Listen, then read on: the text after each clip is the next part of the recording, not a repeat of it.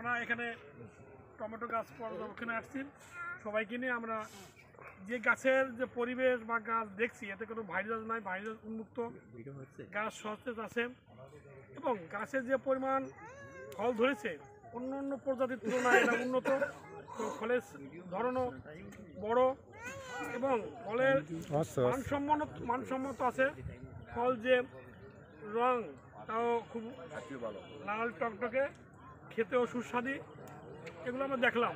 আমার মনে হয় আমরা যারা আসছি এই গাছ দেখে ভবিষ্যতে বা আগামী বছরে আমরা এই ধরনের এই প্রজাতির গাছ যাতে বা বীজ আমরা সংরক্ষণ করে আমাদের বিভিন্ন ঘিরে বা খেতে রোপণ করতে পারি, এই আশা আমি ব্যক্ত করছি। এবং সবাইকে আমি বলবো, আপনারাও, আমি শুধু বলছি না, আপনারাও দেখেন গাছের কত সুন্দর গাছ, কত ফল।